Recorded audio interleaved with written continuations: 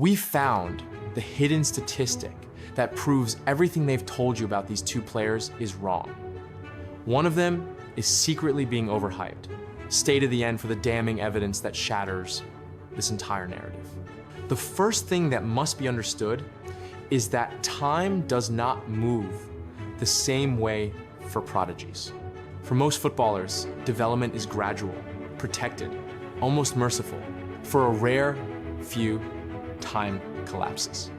Expectations arrive early, judgment arrives instantly, and comparison arrives before identity has even finished forming.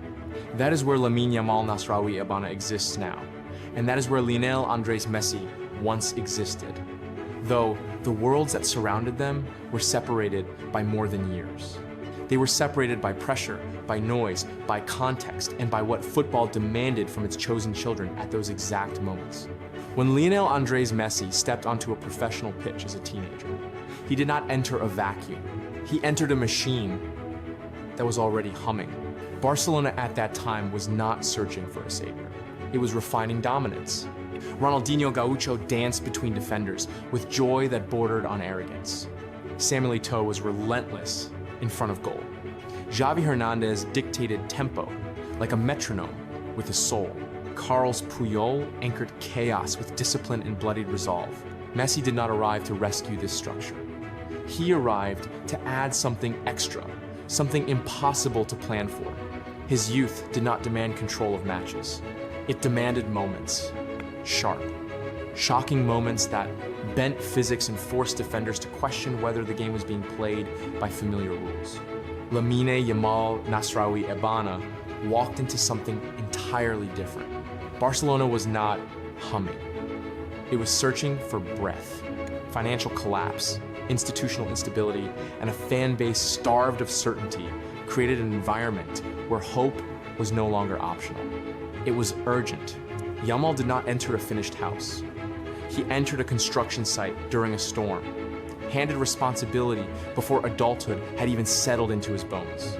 There was no luxury of gradual emergence. The team did not ask for flashes. It asked for solutions.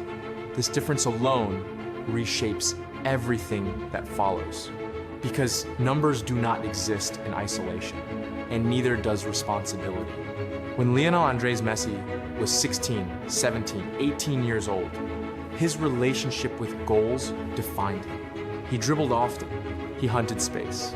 He drifted toward danger like gravity pulled him there. His proximity to the penalty area was not coincidence. It was instinct. He wanted to finish moves, to end sequences, to puncture games with finality. His goals per 90 minutes reflected that hunger. Every movement suggested a young player obsessed with scoring, with asserting himself through direct consequence. Lamine Yamal Nasraoui Abana plays a different game, even at a similar age. His touch count is higher, not because he is indulgent, but because he is necessary. The ball finds him not as an option, but as a requirement. He receives wide, deep, and often under immediate pressure. His shooting numbers are lower not because of fear, but because his role demands distribution before destruction. Where Messi sought the end of the action, Yamal often becomes the action itself.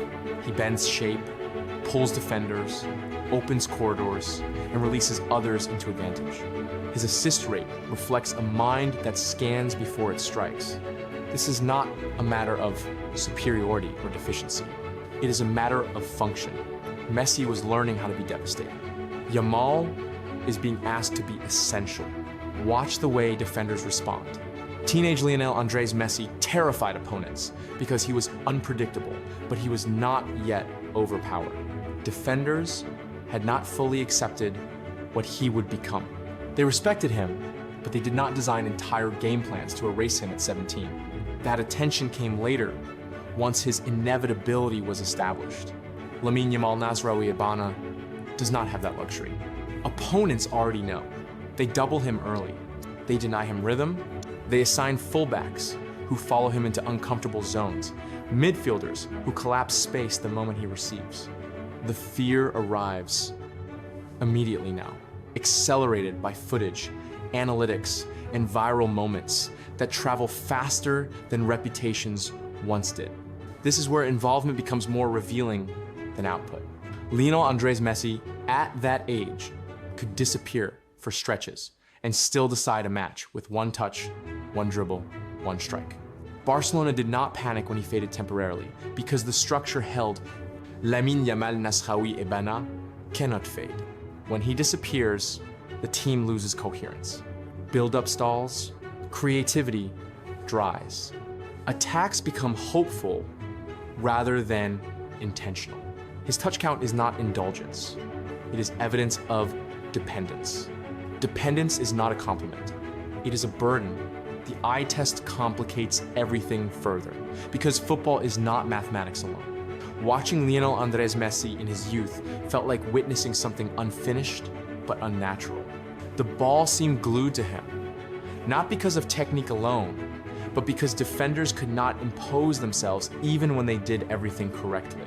He was small, physically vulnerable, and yet untouchable. Tackles that should have ended him simply did not. He bent trajectories, slowed time, and slipped through angles that did not exist a second earlier.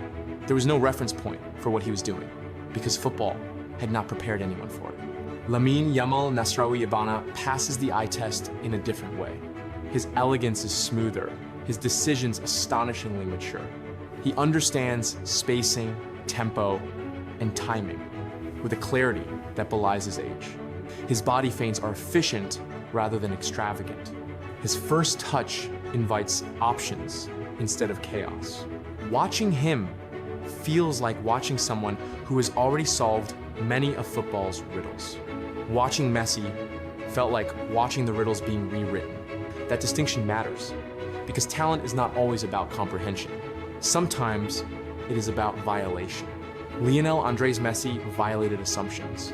He made the game look wrong. Lamine Yamal, Nasraoui, Bana makes the game look advanced.